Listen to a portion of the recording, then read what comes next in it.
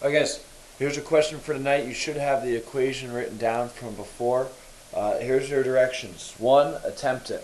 2, watch this video. I'm going to walk through the solution, but do not write anything down, just watch it. 3, I want you to go back and attempt again. Alright, and that's only if you got it wrong. If you got it right the first time, check, you're done. 4, if you need to, after your second attempt, if you're still not correct, go back and work it with the video. Work the solution with the video step by step. Alright, so here's your equation. C3H8 plus 5O2 yields 3CO2 plus 4H2O. Remember, this is a combustion reaction. When you combust carbon, you get carbon dioxide. When you combust hydrogen, you get water, and we're nice and balanced. This is a stoichiometry problem. So again, the first thing I'm going to write out is my stoichiometry flow. That's going to allow me to go all the way from grams of A to grams of B and anything in between.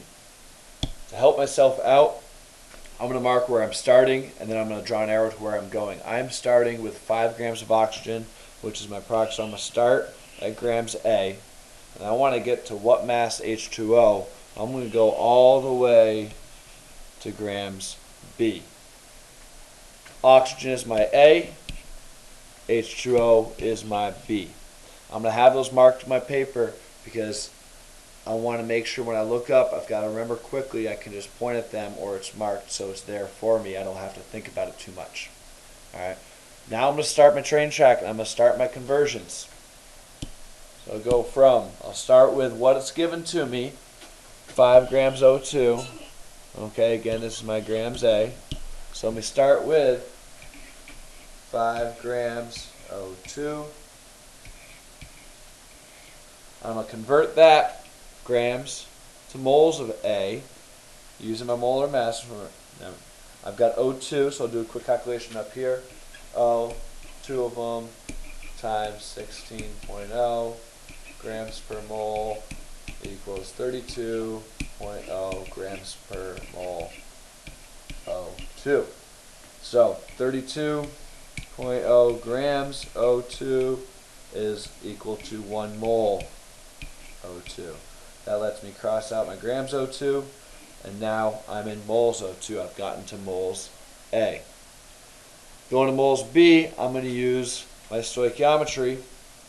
Okay, I've got 5 moles A for every 4 moles B. So I'll get 5 moles down here, 5 moles O2. I'm going to cross that out. I know that's equal to 4 moles. And that's why we balanced the equation, H2O. And so I've now got myself to moles B. And I'm going to go from moles B to grams B using the formula mass of H2O. Let's do that calculation really quickly. I've got an H, 2 of those. I've got an O, 1 of those. Let's just do 1.0 grams per mole for H. And then 16.0 grams per mole. Alright, that's going to give me, ran out of space here, so that's going to give me 2.0 grams per mole plus 16.0 grams per mole. Add those together and I have 18.0 grams per mole H2O. Bring that over here.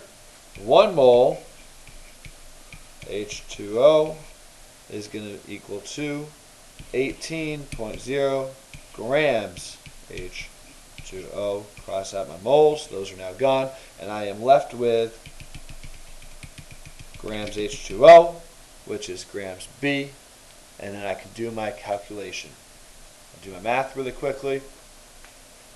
5 times 4 times 18 divided by 32 divided by 5.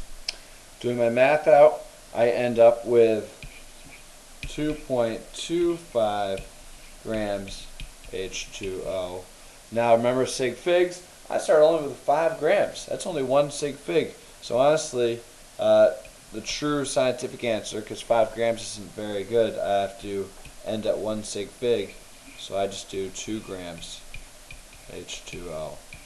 Big difference, which is why we make sure we have good measurements when we can. Alright. Now remember, press stop on this. If you did not get this answer to begin with, go back and try it again without watching this. Try and remember what was gone here, put it into your working memory, try it again.